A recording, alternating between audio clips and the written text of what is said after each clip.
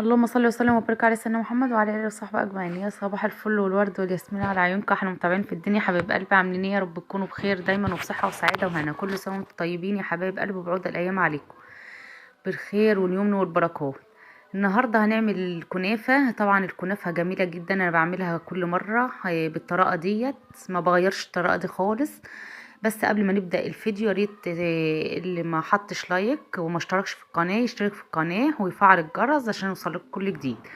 يلا بينا نسمي الله ونصلي على الرسول ونبدا. معايا اول حاجه هنعمل الشربات. اول حاجه الشربات بيبقى بتاع الكنافه بيبقى بارد، لازم تعمليه قبل ما تبداي الكنافه بتاعتك او قبلها بيوم عادي مفيش مشكله. اهوت هنبدأ بقى نعمله. معايا هنا اهوت كوبايتين مية وكوباية ونص سكر. تمام.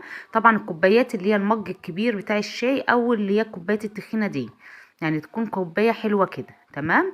خلاص اهو يا بنات، انا حطيت كوبايتين سكر وكوباية ونص مية، وحطيت نص ليمونة وكيس فانيليا او معلقة فانيليا صغيرة، لو عندك فانيليا سايبة معلقة صغيرة منها. خلاص كده انا اقلبه بقى قبل ما احطه على النار، لازم أن يتقلب قبل ما يتحط على النار.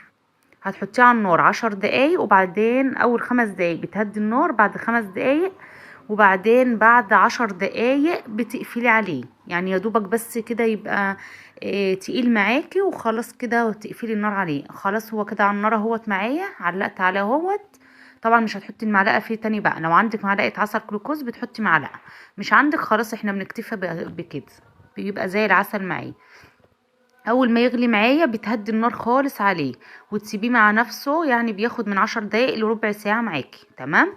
لغاية ما يبقى يعني تقيل، ولا هو تقيل ولا هو خفيف. خلاص كده بقى هنبدأ نعمل الكنافة بتاعتي. هي بنات طبعا الكنافة بتاعتي بتجيبها قبلها بيومين وتحطها في الفريزر. جبتها ساعتها بتحطها 3 4 ساعات في الفريزر، وبعدين تطلعيها تشتغلي فيها. هبدأ بقى هعملها هو افككها من بعضها زي ما انتوا شايفين كده، بتعمليها خالص ما بيبقاش فيها اي كلاكيع معاكي، زي ما انتوا شايفين كده بتتكسر بكل سهولة معايا. حابة تعمليها في الكب اعمليها في الكب. تمام. هبدأ بقى اعملها كلها هي زي ما انتوا شايفينها كده. طبعا انا مشغله الفرن بقى على ما اعمل الصينيه يكون الفرن بتاعي سخن معايا. تمام. بتشغليها وانت بتعملي كده.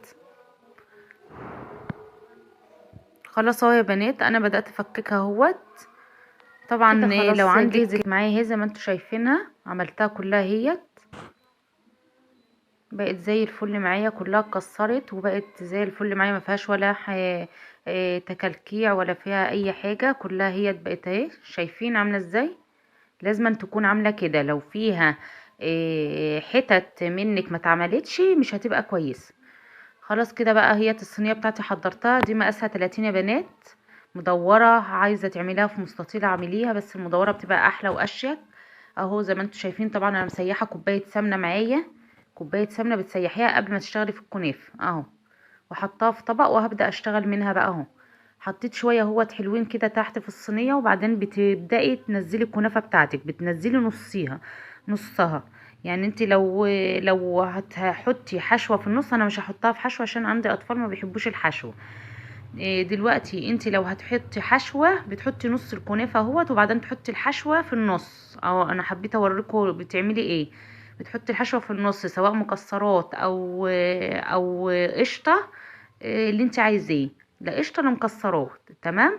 خلاص كده نزلت النص التاني اهوت. طبعا المكسرات حته بقى، لو المكسرات هتحشيها بمكسرات بتحطي معلقتين من العسل اللي انت عاملاه، اللي هو السكر التحلية بتاعه، بتحطي معلقتين على المكسرات بتاعتك.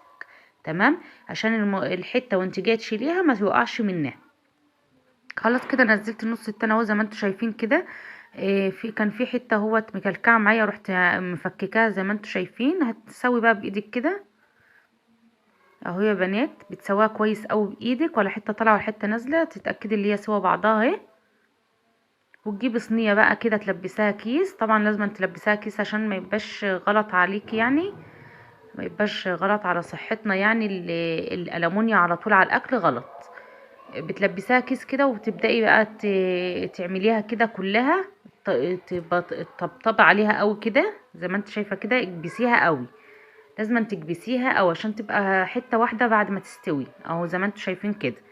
انا كبستها اهوت داير ما يديور اهوت، بتدوري الصينيه كل شويه وتروحي كبساها.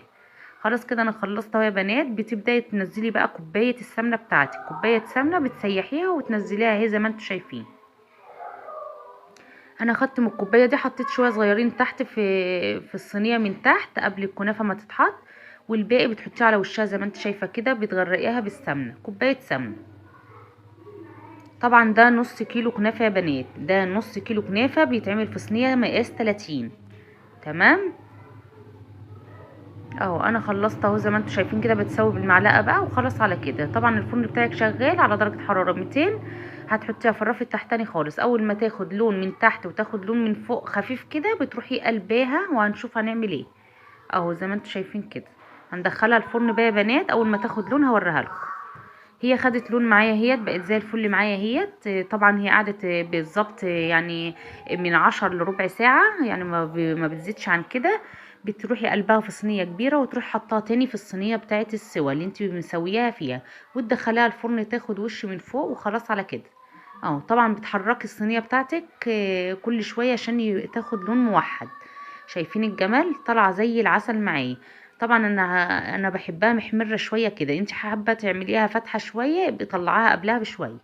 طبعا بتاخدي بالك منها وتشوفي اللون اللي يناسبك وتطلعيه.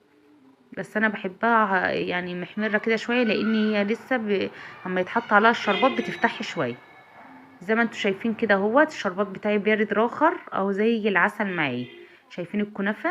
تحفه يا بنات، تحفه. جربوها بالطريقه ديت وهتدعيلي. جميلة جدا، كتلة واحدة هيت، ولا حتة طرية ولا حاجة، بتبقى زي العسل، طرية من تحت ومن فوق ناشفة زي ما انتوا شايفين كده.